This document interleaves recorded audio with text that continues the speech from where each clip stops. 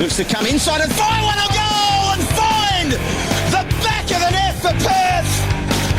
And the Azzurri have come back from 2 goals down to tie it up. Cue the celebrations for the Azzurri.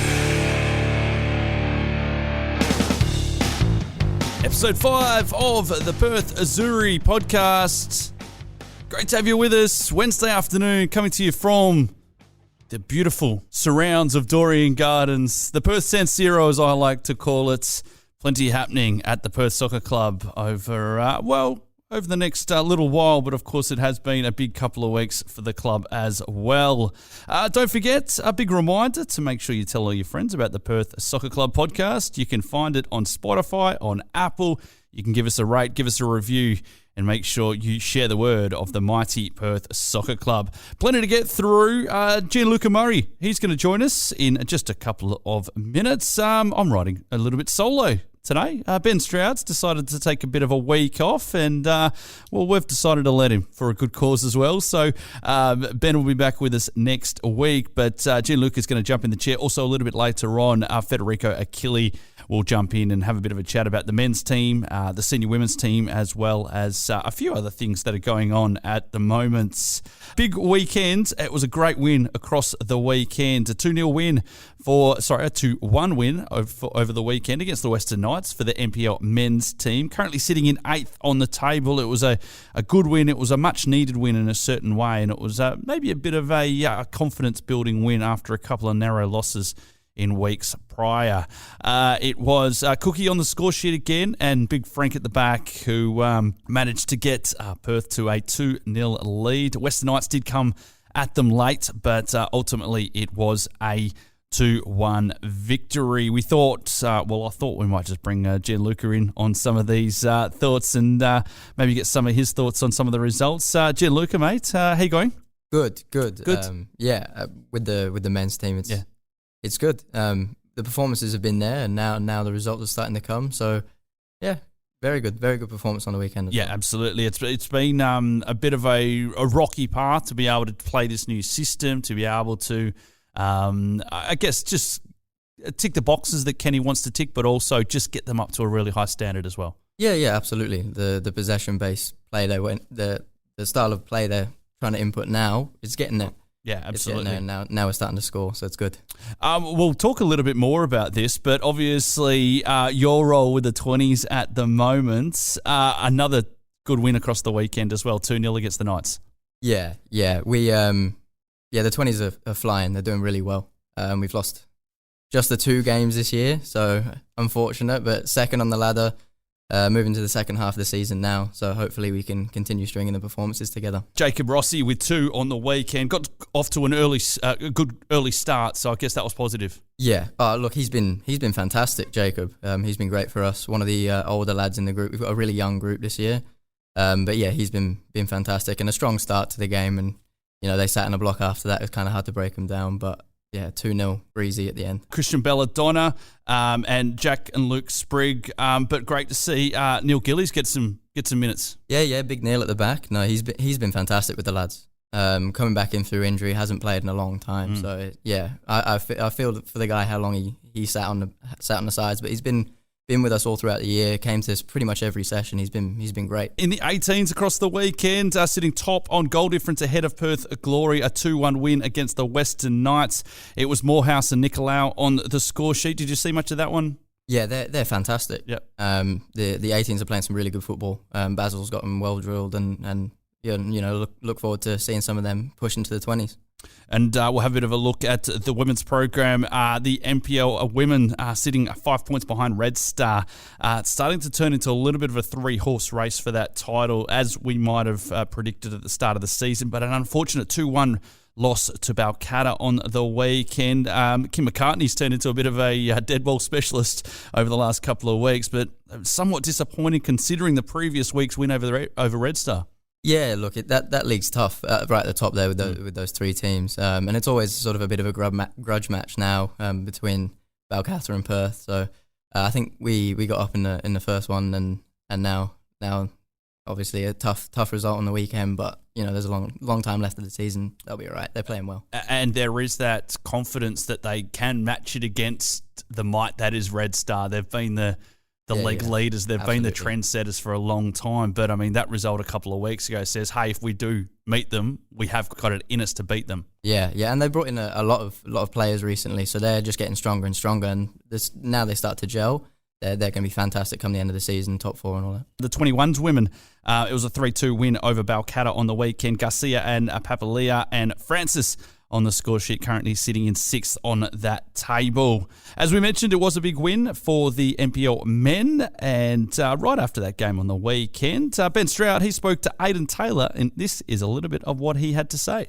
All right, here with Ben Stroud after a 2-1 win over Western Knights at Dorrien Gardens. Ben, got to be happy with the 3 points here. Yeah, stoked with 3 points. Honestly, started round 2 and it's been good. We've been talking about it through the week. Like we've played everyone before, and now we're kind of familiar with how people play. So it's like a fresh start for us. It's a really good opportunity for us to crack on, get some points, and especially at home. And look, stoked with the boys, because it feels like we've been knocking on the door for the last 2-3 weeks in terms of getting those 3 points and getting across the line, and to finally do it and to score some goals. And we let one in, but to actually see it out and battle fight to the end was really, really good. And going into Stirling next week, a game that we maybe feel like we should have won in the reverse fixture in round 2. How important is it to keep the momentum going and pick up more of these wins? Oh, look, winning's a habit at the end of the day. So to really build from this game, take all the positives that we can, the goals, the result, the points, and then take it into next week, super positive. And look, Stirling will be firing. Look, we beat them in the cup and knocked them out the cup, and they'll remember that. So they'll be coming back for vengeance. And look, we just got to use that energy, go play the way that we've been playing, and hopefully, bring another 3 points home.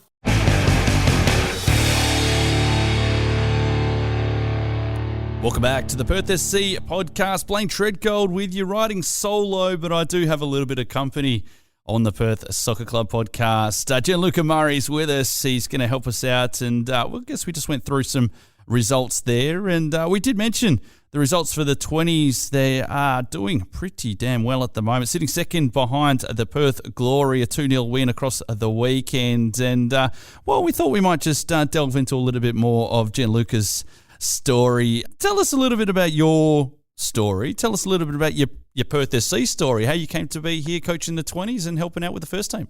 Yeah, so I grew up and did my study in Brisbane after moving from England. So I was in Brisbane and my partner got a job in Perth, so I decided to make the jump over here. Sent out all my CV and all my work experience out to all the NPL clubs, and Perth, Christian Marocchi, first one on the phone. He saw the name Gianluca and he went, yep, he'll be all right. From there I came, and Mark and Dale Wingle were the gaffers at the time. So that was just at the start of the season a couple of years ago. Well, no, last year now. There you go. Time flies. That's it, yeah. And then started with my analysis work with them. Yep. That was interesting experience. They exited the job soon after I came in, and then Stu and Basil took over. So again, that was I was helping them out with the analysis, and then Danny took over after that. Take us a little bit further back. Obviously, you spent a bit of time in England, but also over in Brisbane. So what was your football background over there? I mean, playing juniors and that kind of thing, I imagine, and everything else? Yeah, so I grew up in the UK, played football, loved football, and it was my passion, football all the time. Always thinking about football. Football was sort of the only thing for me. And then when I came over to Brisbane, again, just played, always watched football, and then played throughout my juniors, got into futsal massively, playing, because you get the ball more. But still love to watch football, and always sort of coached on and off the whole way through, on the pitch, telling people what to do, and off the pitch as well with the youngsters. And then I went to university and studied sports science because I knew I was going to be in football. Probably not good enough to play. But I thought, on the sports science side, and then got into analysis while at university, and I thought that was the path for me. But I think now it's more coaching. Coaching. Was there a moment that you went, oh, okay, this is actually pretty good. I'm actually pretty good at this coaching gig. Was there a bit of a moment that occurred? I was very lucky at uni to get my work experience at Brisbane Roar. So being in that environment as a work experience student without pay, going down every day and just learning was excellent for me. And then the year after, to be offered the job of head analyst at the Roar, I kind of went, oh, all right, maybe I'm not too bad at this. But coaching after that, I just loved it. Yeah, just love being involved and passing on sort of what I know to the younger ones. As far as getting into the coaching, how did that come across? How did that come to be? To sort of maintain the professional level I was at, you need certain coaching badges. So I initially came into coaching just to get the badges, just to get the tick, the sort of C license at the time, and then continued to do my badges so I could maintain being an analyst at the highest level in Australia. And then obviously part of getting those badges, I started coaching and realised that I really enjoy it. And I think this year I realised that I really sort of want to pursue the coaching side instead of the analysis side. Do you feel you watch the game differently now compared to before you had this knowledge, or compared to the average kind of football watcher? 100%. Yeah. Never watch football with me ever. It's awful. I can't enjoy football now, which is really annoying. But always sort of looking at the tactical side of the game and the different the strategies that teams are using. So instead of just watching the game to enjoy it, now it's more about what's going on in the coaching side. It's really funny that you say that, because we spoke to Annika Stajic on the podcast a couple of weeks ago, and she said the same. She goes, I can't watch football with my old man, obviously Alan Stajic. He goes, he just sits there nitpicking the whole game. I said, I thought that might be a bit similar to yourself. What do you feel makes a good coach? A good coach is one that's patient, which is still something I'm working on. One that's patient, one that has a lot of knowledge, but the way you can convey that as well in a way that's palatable for your players. Now that's a lot different to what it was, sort of 10, 20 years ago. I think the generation's a lot different now. So there's a lot of facets into being a coach. You know, you got the video side and actually being on the park as well. The kids are different now than they were. I think being a good coach is not, people are good in different ways, and it's how you connect with your players and what you can get them to do for you. And it's funny, isn't it? Because you do hear like master tactician, but and phrases like that, but a lot of it comes down to just people management is what I've picked up. 100%. You can have all the tactics and all that, but the way you actually deal with your players and getting them to do what you're asking them to do, it's not easy, and it's definitely something that I'm not very attuned to yet, but I'm learning, and it helps having these wonderful coaches that we've had at Perth to sort of help along the way as well. And I guess it comes with the players that you've got as well, in terms of tuning yourself into what the players want or need as well. Oh, 100%. When Danny was here, we were always in the office talking about how we get the best out of each and every player. Now, hopefully, with Kenny coming in, we can get even more out of those players. And different managers have different ways of connecting with their players, and different players need certain things. Arm around the shoulder, hair dryer treatment for Alex. So, it's about finding out what each player needs individually. So you just mentioned it, and it's going to be my next question, that whole kind of good cop, bad cop scenario. And I guess that comes with the fact that some players may relate to other coaching staff more than yourself, and kind of little dynamics like that. Absolutely. As a young coach, especially, dealing with, my 20s are pretty much the same age as me.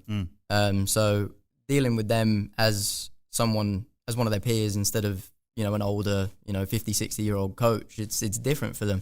It's something I've had to sort of play around with a little bit and, find the line between friend and coach. It's interesting, definitely. Once upon a time, a coach was considered a bit of an authoritarian kind of figure. I've heard players talk about Ange Postecoglou, and they said, look, when he walks into the room, everyone just stops talking. There's a whether it's a fear or a respect or maybe a little bit of both, it's quite an interesting kind of situation you find yourself in. So for someone like yourself, as I said, there is a fine line between being a friend and being that possibly that authoritarian figure at times. Absolutely. And you do have to have the authority. As the head coach, your word is final, and the players need to you need to set that tone as a coach. I think the second that's lost, the players start losing respect. And as soon as that happens, you're in big trouble. It's hard being a young coach, being the same age as them, and then, on one hand having a joke about everything, and then on the other hand, now it's time to get to work. Appropriateness, I guess it all comes down to that kind of thing, time and place. Who are some of the coaches that you admire? I grew up as a United fan, so was the Lamb, a United fan, and Sir Alex Ferguson, I think, was my sort of role model, looking up and seeing how he was able to get the best out of side after side after side. But obviously now Pep Guardiola coming through and completely sort of revolutionising what it means to be a top-level manager. But yeah, I always watch football. So the top-level coaches in different styles as well. I think now one of my favourite coaches is Sean Dyche. Yeah. I think he's excellent. The way he can get his players to do exactly what he wants to do at every single point in the match. I think you can learn different bits off of whole different managers, and I think that's important to do. Just to explore a little bit more the dynamics of that, I guess it's much easier.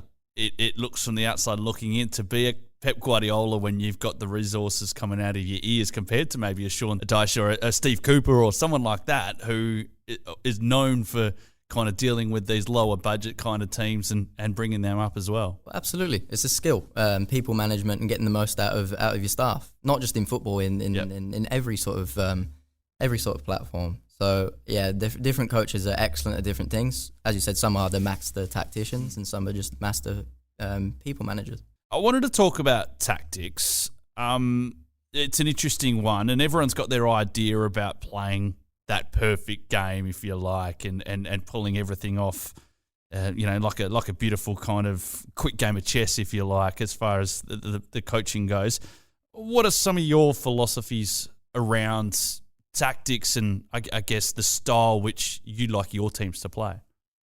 I think I just want my teams to be on the front foot, to just be aggressive in all forms of the game, with and without the ball.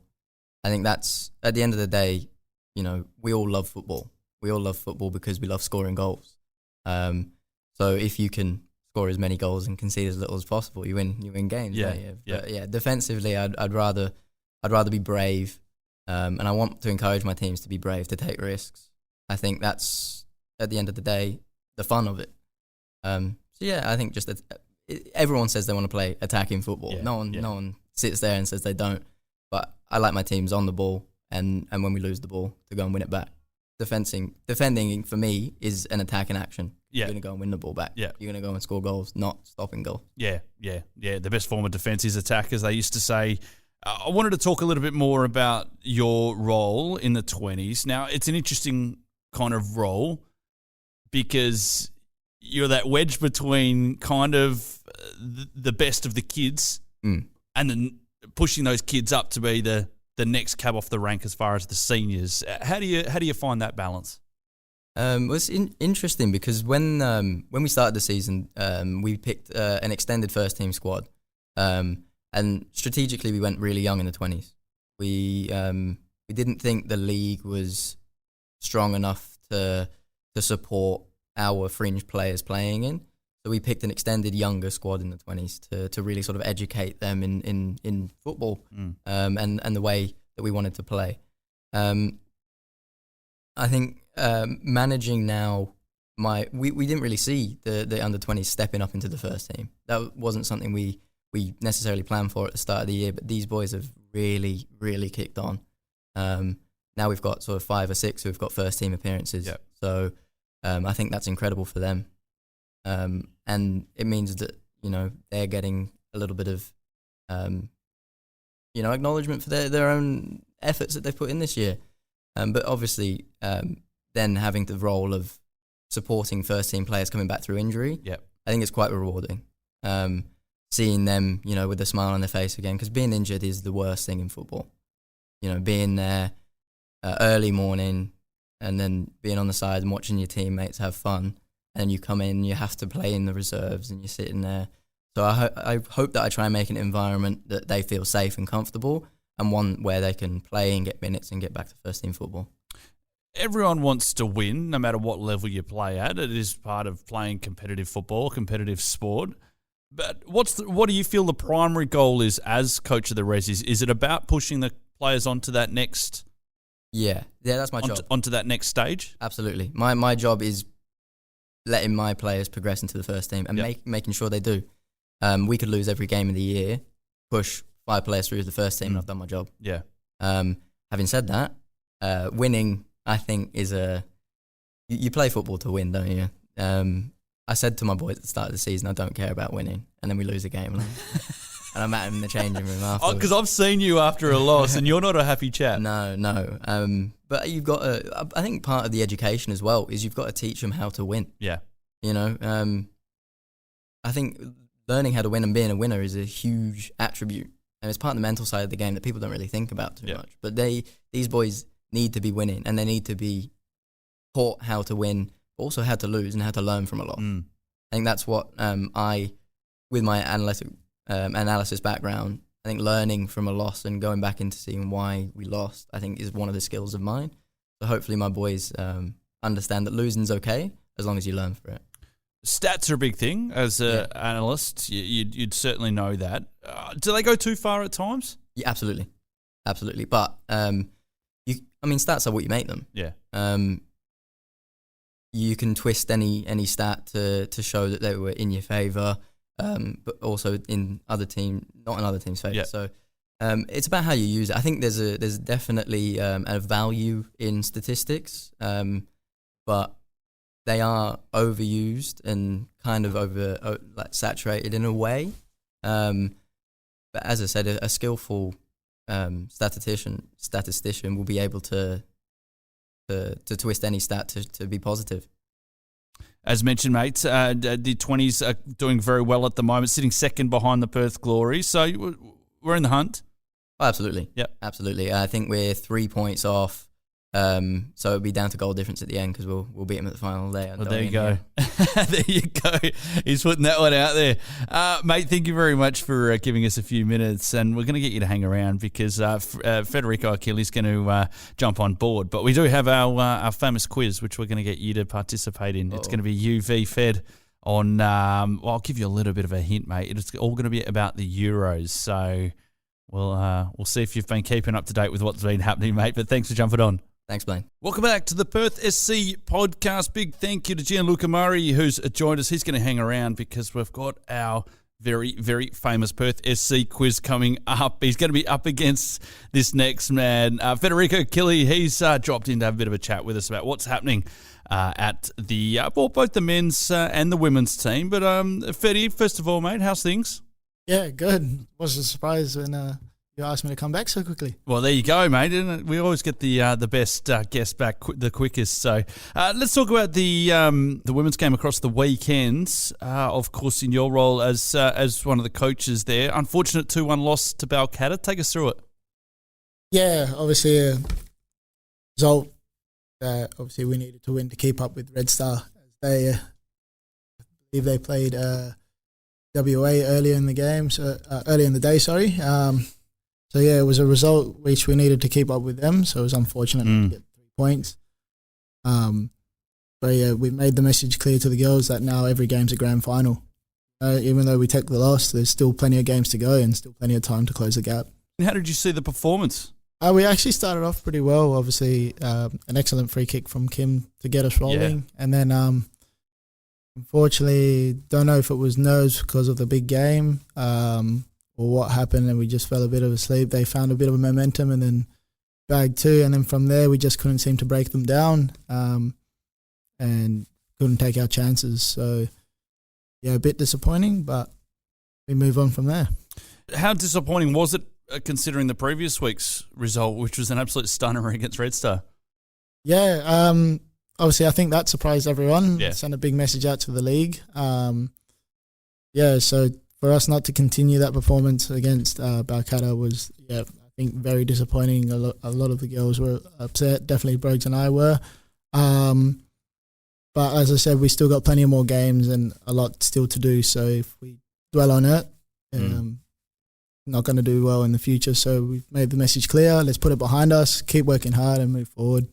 You mentioned you do have some big games coming up, including a cup fixture as well against Fremantle, if I'm not mistaken. Yes, Fremantle, yeah. So things are going to get a little bit tricky about time and resources.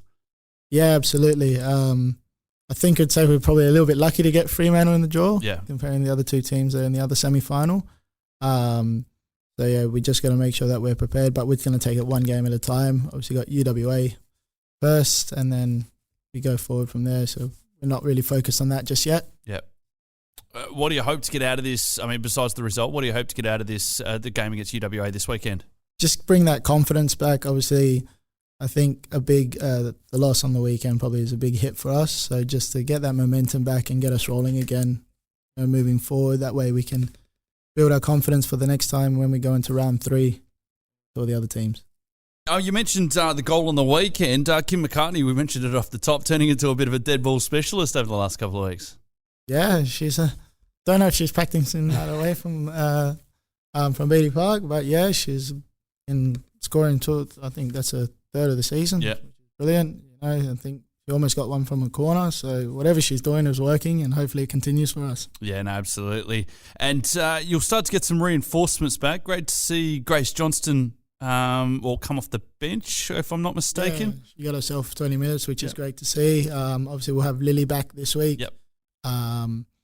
Obviously, Tian's still a few weeks away, but yeah, everyone's starting to come back, and the strength that we've got and the depth that we're now starting to get is fantastic. Absolutely. Mate, let's have a bit of a look at the senior men's across the weekend. I spoke about it with Gianluca, but a fantastic win, and it must have been just one of those moments where you just thought, well, finally it's just all starting to come together. Yeah, 100%. Obviously, we're heading into the second round of fixtures now, obviously over the halfway mark, and we spoke amongst ourselves saying from now on this is what we got to do. People listening might say, you've got quite a lot of games left to go, but for us, every game's a grand final. We got to make sure now that we keep consistency going forward, because you lose that consistency, you're going to be in that relegation battle constantly, and we just want to get away from that. And the win over the weekend definitely gets the ball rolling for us. Big one this weekend, Stirling Lions away, or Stirling Macedonia away, as they're now known. Stroudy spoke to Aidan Taylor after the game on the weekend and suggested that, hey, these guys are going to come out for us. We knocked them out of the cup. They're going to have a point to prove against us. So it's not going to be easy this weekend. No, absolutely. Don't know if this is the 5th time we've played them this season. Yeah. It seems to be like a monthly recurrence with these guys. But yeah, 100%, they're going to want to get revenge after the cup game. Obviously, the last time we played in the league, it was close, so they're going to have a proof to point, and especially at their home ground, they're not going to let anyone push them over easy. So we've got a big task, but very confident that we can do the job. Absolutely. And obviously there's some reinforcements that have started to come back through. We spoke to Gianluca about Neil Gillies making a return, but we've seen Judd in the last few weeks. We've seen a couple of the others come back into and make a return. Yeah, brilliant. Just like the girls, obviously the depth we're starting to get is brilliant. Which, it gives us quality. Even when we make the subs, it maintains the standards. And we can. If someone does get tired or injured, we can still maintain our standards throughout the whole time. Yeah, very good. Very much looking forward to it. More details on what's to come this weekend as we get towards the back of the podcast. We're going to welcome Gianluca back in because I thought we might have a bit of fun here. No Ben Stroud this week, so I think Fed's our reigning champion. If he knocked off Stroud. If he wins today, he's definitely the front runner, Gianluca. So the quiz that we've got is all around the Euros. And I've thrown in some tricky ones, but I reckon that there's probably a nice balance of who might know what. So let's start with the first question. The opening game wasn't the result that Scotland wanted, as they suffered a 5-1 loss to Germany. But one of the highlights was singing the Scottish national anthem. It was absolutely fantastic. But I need you to tell me, what is the official name of the Scottish national anthem? Oh, God. There's a particular name. Give you some thinking music there. Gianluca, come on. No clue. Not a chance. There's a particular name for the anthem. Probably been going around. I haven't looked at social media that much, to be honest. It went viral. It was absolutely fantastic the way that they sung it, and then unfortunately it was all downhill after that. But the poor old Scots. No good. All right. The name of the Scottish national anthem is "The Flower of Scotland." There you go. So, all right, you learn something new every day. Question number 2. Italy beat Albania 2-1 in Group B in their opening match. But who is the coach of the Italian national team? Ed. Go. Carlo Spalletti. It is Spalletti. Very well done, mate. Yes. Big tick for that one. Question 3. England had a narrow 1-0 win, but who did they beat in their opening fixture?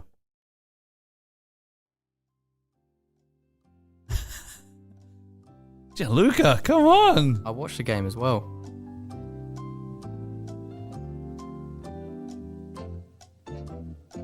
Time's running out. Oh, this is not good. It's not good. These are one of the games I didn't watch either.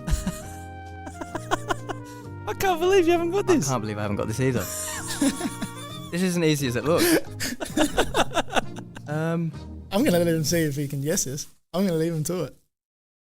Oh, this is really bad. There has to be a fine involved for this. There has to be. There has to be.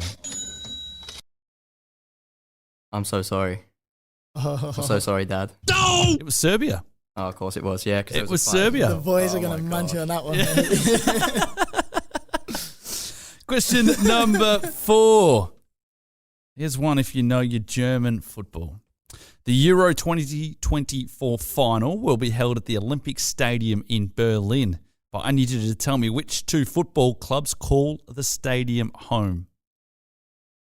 Which 2 clubs call the Olympic Stadium in Berlin home? Bad.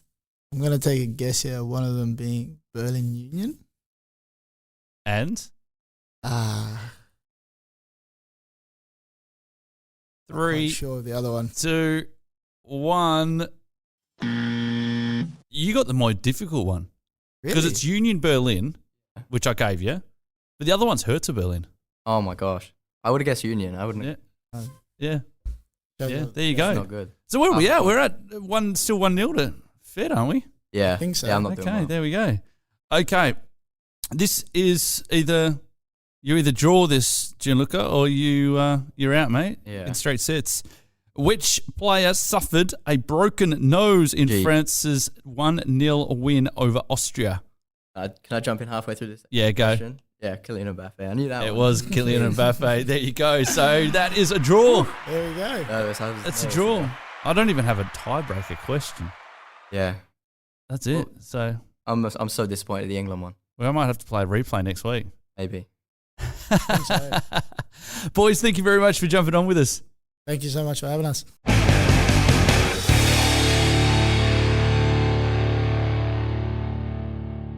It's a big fixture coming up this weekend for the NPL men. It is, of course, DT38 round. And tell you what, usually we wouldn't do this, but we're going to go behind enemy lines. We're going to do it for a good cause. And we thought we might speak to Donna Giuffre, who, of course, is heavily involved with the DT38 Foundation as the comms manager here in Australia, and she also is the communications manager at Sterling Lions. Donna, a big good afternoon or evening. Yeah, good afternoon, and thanks for having me on, and thank you for coming behind enemy lines there, Blaine. Yeah, it's as I said, we wouldn't normally do it, but it is for a good cause. Of course, DT38, a good reminder of what it's all about, so I'll let you take that away. Yeah, absolutely. I think for those that don't know, Dylan Tombides, who the charity is named after, DT38, is in honour of him and his legacy. And the reason we have this round every year is because he was a former junior at Perth Soccer Club and at Stirling, Macedonia and / Lions. So, it's a way to continue on his legacy within Australian football here in WA. Yeah, it's a hugely important round. And, of course, with many young men involved in these fixtures across the weekend, it's an important reminder for plenty of our players and people associated with both clubs. Yeah, absolutely. Check your balls. Am I allowed to say that? Check your balls, because that's what it's all about. Essentially, that's what it is. Without being crude, and I guess when you're a bit younger, it's a little bit embarrassing to talk about these kind of things. But if anything, you feel that things aren't quite right in whatever area, whether it's downstairs, upstairs, or in between, then it's always good to seek some advice. 100%. And, we're trying to ensure what happened to Dylan doesn't happen again, a misdiagnosis. So I say this all the time. We've got this huge stigma associated with men's health, as you would know, Blaine, and we're working towards removing that stigma, whether it's mental health, testicular cancer, prostate, whatever it is, health in general for men. We're trying to remove that. And this round is just a reminder to just go get checked out. I had an ambassador call me recently and say, hey, can I have the contact for your the guys that do the screenings for you so he can go down and see Duncan Hardy. And just because he wanted to make sure he got his check, because, whether something was right or wrong, he needed, that reassurance. And we're just trying to promote that. And this round is just a reminder to do that, just to be, on top of your health. It's the most important thing. And of course, there will be plenty of great football to be played. Now, We'll be playing for the DT 38 trophy, let's say. I think that Stirling currently have the advantage in the over the two legs. Yes, they do. So it's all going in for this weekend. It's a night fixture as well, which I love. I love games under the lights. I think it just brings a completely different atmosphere. And coming from over East, we play a lot of night games on Friday nights, and it's just so much fun. And there's plenty of activations happening around the ground, and a lot of the money raised will go towards DT38. So the crossbar challenge, a full pitch dash, which Blaine, I think you should take part in. That would be great. Hit the target with many prizes. And I just want to make mention that Perth Glory have donated some amazing prizes for the weekend for DT38, and they're heavily supporting us as one of our other charity partners. So come down, watch some great football, watch the two teams battle it out, and if for anything, just bring the friends and family and just honour Dylan's legacy and just help us raise the funds that we need. Thanks, Donna. No worries. Thank you, guys.